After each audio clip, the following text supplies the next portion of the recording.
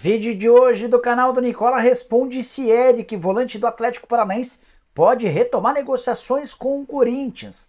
Bora falar também sobre o São Paulo e a resposta para Fatal Models, agência de acompanhantes de luxo que ofereceu 20 milhões de reais pelo patrocínio nas costas do tricolor. Quero contar ainda que Pedrinho concedeu entrevista coletiva e falou sobre sua relação com a 777. Já Gabriel Milito foi apresentado no Atlético. O Richarlison revelou um grande drama que passou depois da Copa do Mundo. Tudo sobre o Palmeiras invicto nos jogos contra o Novo Horizontino. Para completar, preciso te falar também sobre Gerson, condenado a pagamento milionário sob o risco de suspensão no Flamengo.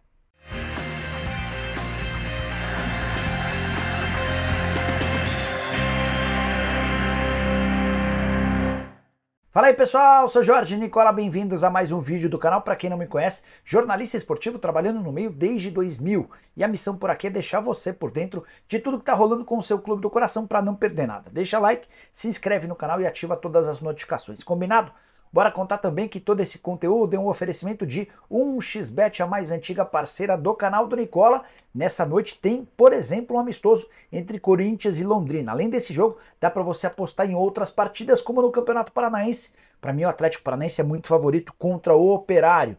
Já no Campeonato Paulista, Santos e Red Bull Bragantino, cotações bem legais. Para completar, Copa do Nordeste com rodada final e decisiva. Estou destacando os jogos do América contra o Náutico e do Vitória contra o 13. Curtiu, né? Então vem se divertir comigo na 1xBet. Para participar é simples, pega o link que está no comentário fixo, já faz seu cadastro e não esquece de utilizar o código Nicola para ter direito a 100% de bônus no valor do seu depósito. Combinado? Bora começar o vídeo com aquele tradicional giro de notícias, e a primeira informação é sobre as finais do Campeonato Carioca. Alex Gomes Stefano e Rodrigo Carvalhais serão os árbitros do primeiro e do segundo jogo decisivos do campeonato, partidas entre Flamengo e Nova Iguaçu. Já Renato Gaúcho aproveitou a passagem do Grêmio para a final do campeonato para tirar sarro do Internacional, eliminado pelo Juventude. Renato disse o seguinte, abre aspas, se alguém pode ganhar esse título é o Grêmio ou o Juventude. E o resto? Bem, o resto liga a TV e assiste. Quero contar também que o Santa Cruz acionou o STJD para disputar a Série D do Brasileiro desse ano. A alegação é de que o Democrata de Sete Lagoas não pode participar da competição depois de ter sido rebaixado no Campeonato Mineiro do ano passado. O Santa já havia feito esse pedido ao STJD, que o ignorou. Agora há uma formalização de pedido. Quero contar que Gerson, jogador do Flamengo, foi condenado ao pagamento de R$1,5 milhão de reais, e se não pagar ele corre o risco de ficar suspenso. Para explicar essa história em detalhes, a Câmara Nacional de Resolução em Disputas julgou que o Gerson deve pagar R$1,5 milhão de reais até o dia 3 de abril ao empresário Federico Pastorello. Federico era o representante do Gerson, até que em 2020 o pai do Gerson, o Marcão, decidiu romper o contrato quando da volta do atleta ao Brasil. A alegação na oportunidade é de que o Pastorello não tinha autonomia e nem a licença da CBF para trabalhar por aqui, e criou-se a rescisão de contrato de forma unilateral, sem pagamento da multa. Federico Pastorello foi à justiça e conseguiu essa condenação de R$1,5 milhão de reais. Se não existir o pagamento, o Gerson vai correr o risco de ficar suspenso. Algo que já aconteceu recentemente com Leandro Carvalho, atleta que não pagou R$225 mil à TFM e acabou suspenso por 2 meses.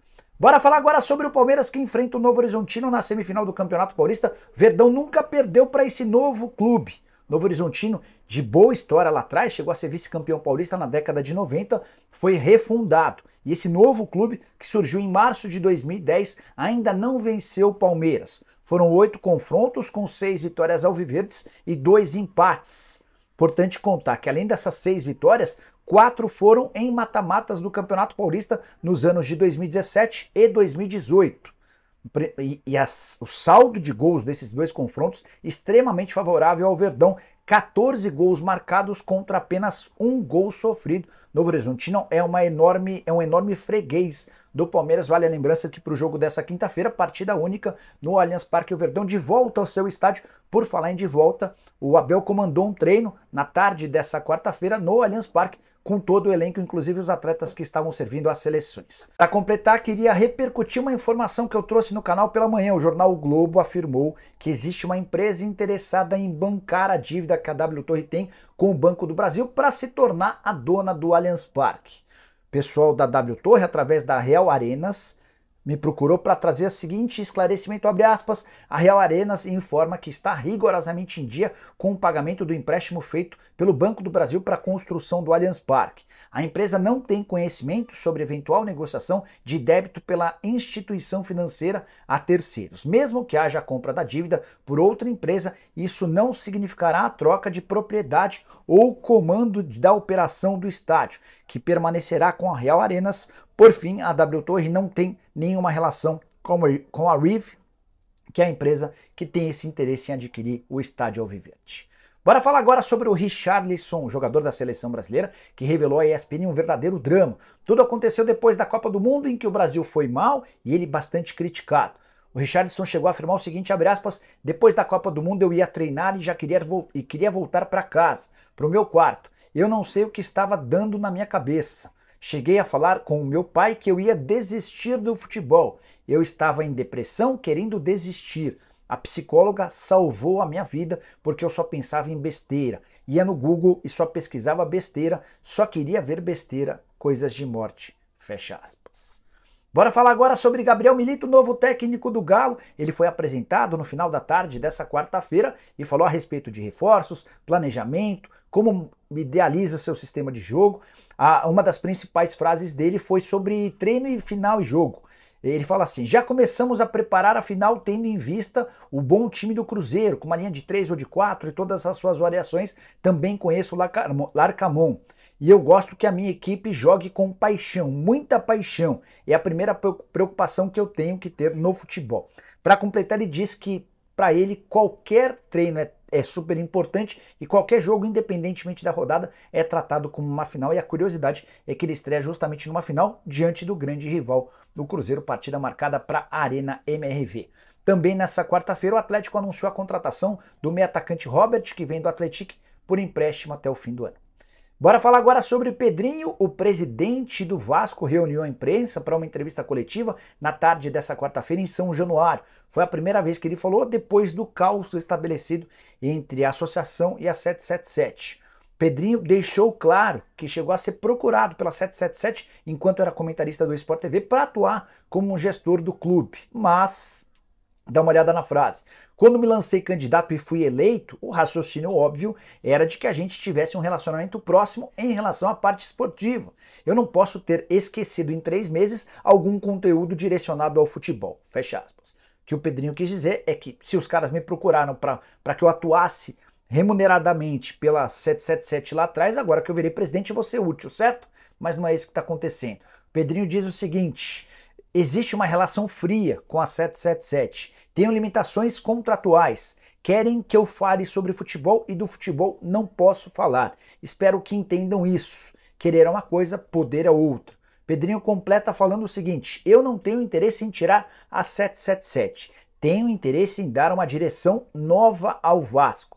A SAF foi criada para profissionalizar o futebol. O modelo que foi criado de contrato não é do meu agrado, mas dentro disso existe uma relação onde eu sou sócio e tenho algumas funções, como a de cobrar e fiscalizar. E isso não deveria ser incômodo para ninguém. Só sobre a busca do Vasco em relação ao executivo, são 3 nomes na pauta e os 3 empregados. Quero falar agora sobre o São Paulo. Contei para vocês com exclusividade nessa terça-feira que a Fatal Model, agência de acompanhantes de luxo, fez uma oferta de 20 milhões de reais para estampar a marca da sua loja virtual na barra traseira da camisa do tricolor. 20 milhões equivalem a mais do que o dobro do que essa propriedade vale. São Paulo costuma comercializar esse espaço por 9 milhões de reais. Pois bem, depois da publicação dessa notícia aqui no meu canal e também nas minhas redes sociais, muitos são paulinos repercutindo a notícia e senti que bastante torcedor do São Paulo é a favor. Cheguei a ver enquetes de setoristas do São Paulo apontando que 70% dos torcedores seriam favoráveis ao acordo, enquanto 30% são contrários. Mas, apesar disso, a tendência é que o São Paulo diga não à oferta da Fatal Model. Dentro do clube, especialmente com diretores e conselheiros, a repercussão foi extremamente negativa. Existe a preocupação em relação à imagem do tricolor e, mais do que isso, o quanto isso pode causar de prejuízo com futuras negociações de outras patrocinadoras e parceiras. Será que uma empresa grande de qualquer setor toparia se vincular ou estar no mesmo espaço da camisa que a Fatal Model? Essa é uma discussão que o Júlio Casares tem proposto para as pessoas mais próximas. A resposta ainda não foi dada, mas tudo se encaminha para que o São Paulo recuse os 20 milhões de reais da Fatal Model. Só para completar, até jogador importante do São Paulo chegou a ser ouvido e se mostrou frontalmente contrário à parceria. E você, o que pensa sobre o tema? Use o espaço para comentário e deixe sua opinião, beleza? Bora falar agora sobre o volante Eric, do Atlético Paranaense. Será que é esse o jogador que o Neto tem afirmado que pode ser contratado nos próximos dias? Hoje o apresentador do programa Os Donos da Bola, da TV Bandeirantes, deu mais dicas a respeito dos dois reforços que, segundo ele, estão próximos do Corinthians. A frase é a seguinte, abre aspas, eu ainda vou falar o nome dos dois jogadores que o Corinthians quer contratar. Um volante bom e o outro meia também bom. Um joga no Paraná e o outro no estado de São Paulo. Neto ainda completou. Um joga no interior de São Paulo e o outro em Curitiba. Essa última dica de que um dos atletas, volantes, meio-campistas, que joga em Curitiba, foi a deixa para que muitos corintianos nas redes sociais entendessem que ele se referia a Eric, atleta do Atlético Paranaense. Volante que o Corinthians tentou contratar por semanas, especialmente nos meses de janeiro e fevereiro. O Corinthians chegou a oferecer inclusive 6 milhões de euros para fazer dele o novo reforço alvinegro, não houve acordo com o Furacão na oportunidade. Antes de gravar esse vídeo, conversei com o Cuca, técnico do Atlético Paranaense, que estava na preparação para o jogo contra o Operário. E o Cuca disse que não há a mínima chance de o Atlético liberar o atleta. O Eric é super valorizado internamente, tem papel de destaque e, em vez de perder jogadores titulares, a ideia do novo comandante do Furacão é agregar, é trazer mais reforços. Então está completamente descartada a possibilidade de o Eric ser reforço corintiano. Pelo menos o técnico do Furacão não tem nenhuma intenção de liberá-lo. Só para completar o vídeo, eu queria contar sobre a provocação de corintianos, torcedores, para com o Santos. O Santos joga logo mais na noite dessa quarta-feira na Neoquímica Arena contra o Red Bull Bragantino em partida semifinal do Campeonato Paulista. O Corinthians alugou o estádio para o Santos. Mas torcedores do Corinthians resolveram provocar os santistas, espalhando uma série de faixas e cartazes, além de pichações no entorno da Neoquímica Arena. Entre as frases tinham os seguintes contextos. Em segundo algumas vezes, na segunda em 2024. Robinho Jack, 7-1. Viúvas do Pelé.